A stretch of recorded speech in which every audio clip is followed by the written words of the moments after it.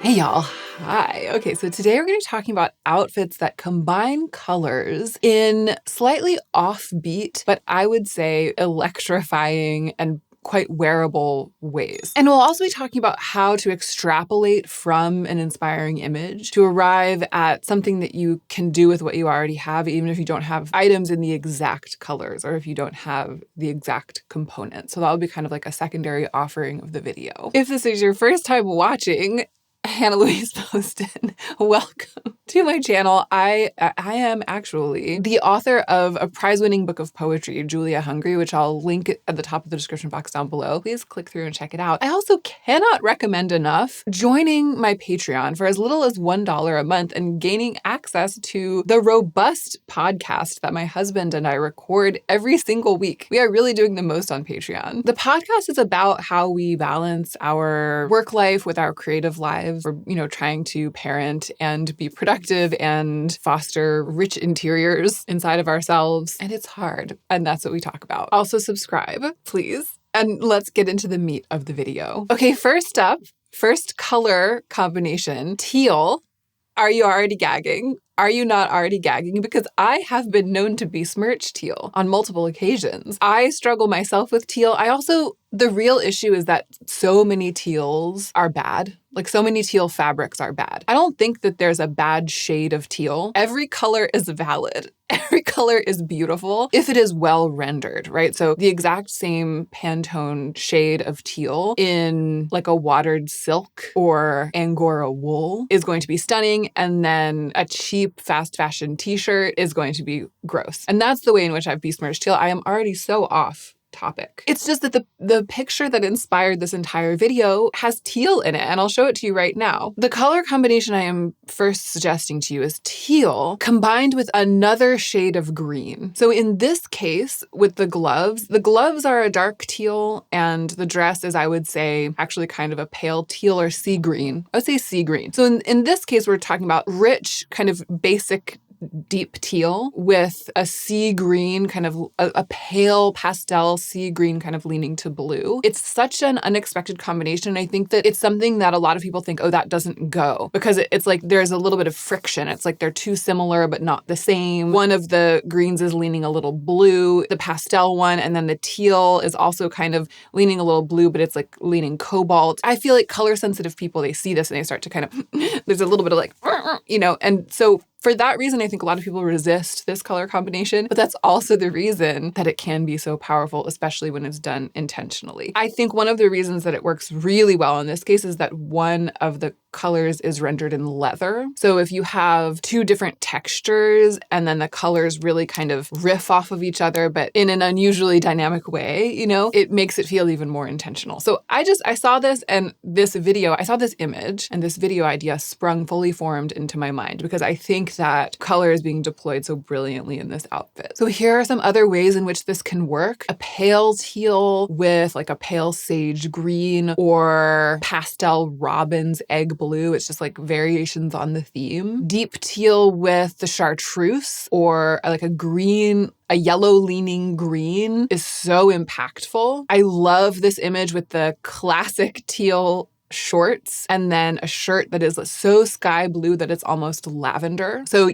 teal with forest green, teal with sea green, teal with peacock green, teal with blue green, teal with lavender blue, essentially. So we're kind of getting into the extrapolation. I'm saying teal with other shades of green, but I think any shade of teal with any sort of unusual or statement blue or green in general. So this light blue that's almost lavender, even a cobalt, even like some shade of teal with a cobalt blue. Teal is one of those colors that feels hard to pair with other colors. So people often wear something teal and then everything else is neutral. And what I'm encouraging you to do is to consider pairing teal with another statement color that's somewhere on the spectrum of blue and green. But you'll have to report back and tell me how you fare, because do I own a single teal garment? No. Don't come for me, soft summers. You've said enough already. Okay, before we move on to the next color combination, I am very grateful to be sponsored today by Quince to talk about their homewares. It's exciting because so much of what makes our house cozy is from Quince. Wonderful wool rugs that they are now carrying, linen bedding, etc. And I have worked with Quince before, but a lot of this I bought myself. These cotton velvet pillow covers, they're so good. This marble bowl, our quilts. I am often looking to Quince for things like this. But Quince has only recently begun to make furniture, like real heavy-duty big furniture. And so I felt kind of like a guinea pig with this swivel chair. We've had it for a couple of months. I'm here to make a full report. And the report is, I mean, no surprise to anyone, it's stunning and it's sturdy. Basically the two things one worries about when shopping for furniture online. Will it look high-end in person? Yes, it does. Is it built to last? Yes, it is. Design details I love. The circular base is flush with the floor. It's such a clean silhouette. This upholstery is a gorgeous brown performance velvet, which is a fairly cat-proof material. Sadie has no interest in scratching this. It has a comfortable deep seat. It swivels smoothly and quietly. Basically, it looks and feels like it cost 3 times its price, which is what I always say about stuff from Quince. They have a factory direct model that eliminates the retail markup, and then they focus on quality materials and construction so that the pieces they make will stand the test of time. Quince also has a 365-day return policy. So I will link everything down below so you can click through and check it out, this exact chair and the linens and the pillow covers, etc. And let us now talk about one of my favorite color combinations of all time, a combination in honor of which I wore this sweater, one that I think we should all be wearing, and that is mustard or chartreuse. I would say chartreuse is the core, and you can expand to mustard. Chartreuse with cherry red, and every variation on this theme. But let us start with what I consider to be the pure root color combo, chartreuse with cherry red. Way back in my tango dancing youth, so I think that this was probably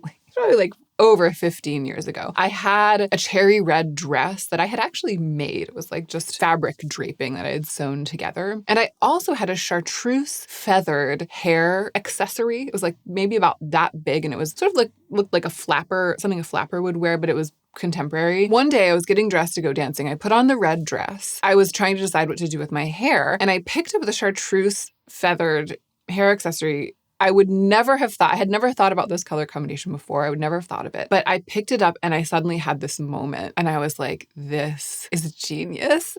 These colors together are genius. And I put it in my hair and then I just felt like I had cracked some sort of code. And now over 15 years later, I'm here to tell you about it. I mean, look at these images. Cherry red with chartreuse, cherry red with chartreuse. It works particularly well if they're the only two colors you're wearing. If you're wearing like an all red outfit like I'm talking about and you have a chartreuse accessory, or like this stunning image of the cherry red pants with the chartreuse top. But it can work with other accessories too. And then variations on the theme. Chartreuse is a strong color. It's an intense color. Mustard is sort of a softer option. It's more neutral. Mustard is a more neutral color than chartreuse, but it works equally well to sort of bring an outfit alive, give it that vibration when paired with cherry red.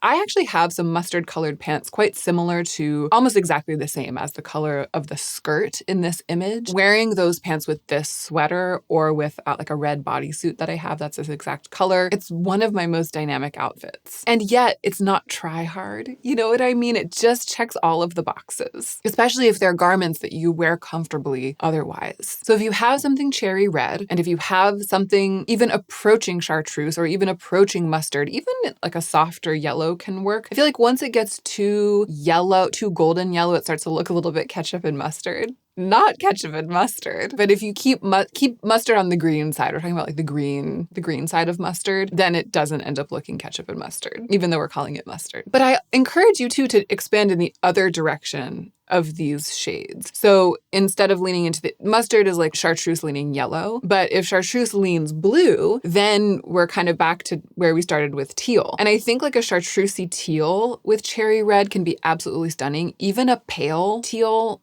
or a sea green with cherry red can be absolutely knockout stunning for very similar reasons. So cherry red with blues and teals. And then if you don't have or don't wear cherry red, but you do wear wine or burgundy shades, that's also an exquisite direction in which this can go. So like burgundy with teal, burgundy with sky blue, burgundy with chartreuse, burgundy with like a pale chartreusey sea green. I really love this image of the sheer like limey knitwear with these wine colored colored pants. And this to me, it really is a variation on the original inspiration. Like this is a cousin of my long ago tango outfit of the cherry red draped dress with the chartreuse hair clip, ringing a similar bell. This is really powerful color blocking, like color combining. And my hope is that you can try it because there's such a vast array. Like we're going all the way from cherry to wine and everything in between in terms of the red. And the green blue, we're going all the way from pale chartreuse through to like rich chartreuse and rich peacock blue, all the way through to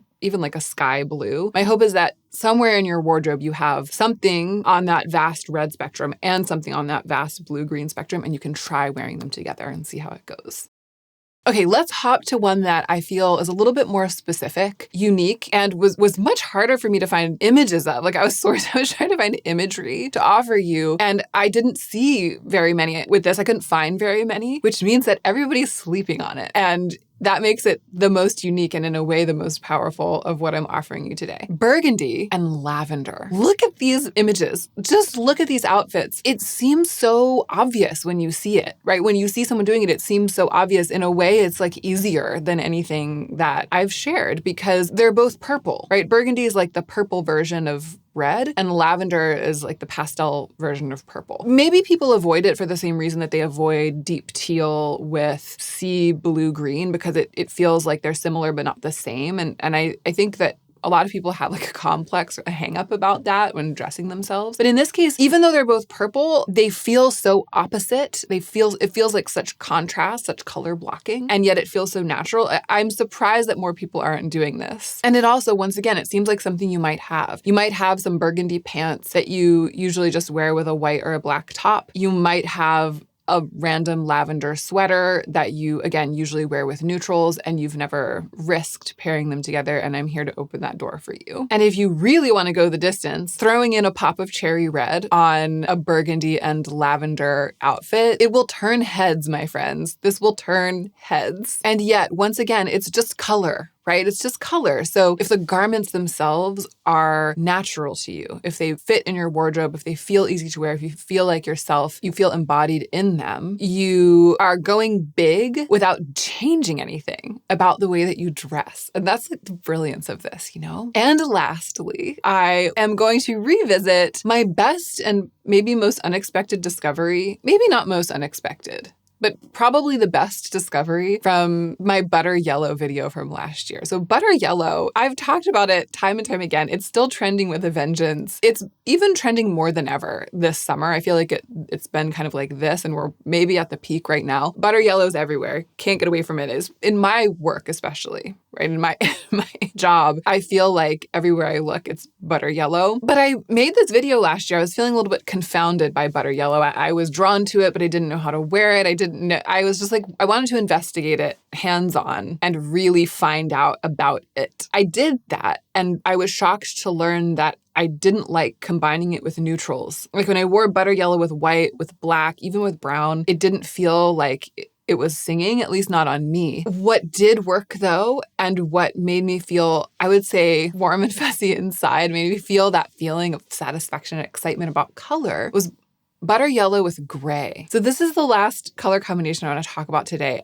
A soft yellow. This can work with a richer yellow, but I'm much more interested in the soft yellow with any shade of gray. I think that this could be relevant to you, especially if you found yourself accidentally acquiring a butter yellow piece because they're just in your face everywhere. And I do think that those of us who really love to acquire beautiful pieces for our wardrobe and we shop recreationally, like curate the wardrobe recreationally and wear a lot of neutrals. One of the things I find myself doing is checking myself before I buy another black top or pair of pants or another white. Like when there's something I really want to buy and it's offered in an array of colors, my default is to buy the black one or the white one. And these days I'm like, oh, maybe I should get brown instead. Because black, I have so much black. I feel like the same thing is maybe happening to us with butter yellow. A lot of things are now offered in black, white, some colors, and butter yellow. And butter yellow is like white adjacent or cream adjacent. In fact, some things are called cream, but they're actually a pale yellow. Cream maybe is a pale yellow. It's one of the things that I talked about in the butter yellow video. I'll link it. So if that has happened to you, if you've been like, oh, I want this beautiful pair of shoes, but I have so many black shoes and I already have a pair of white shoes, I'm going to get it in butter yellow. You get the butter yellow and then you're like, but what do I wear it with? The answer is maybe gray. It was very easy to find examples of people wearing butter yellow with gray. I'm not the first person to discover how beautifully they work together. And I think that as the gray gets warmer and warmer and maybe starts to become like a grayish rose, a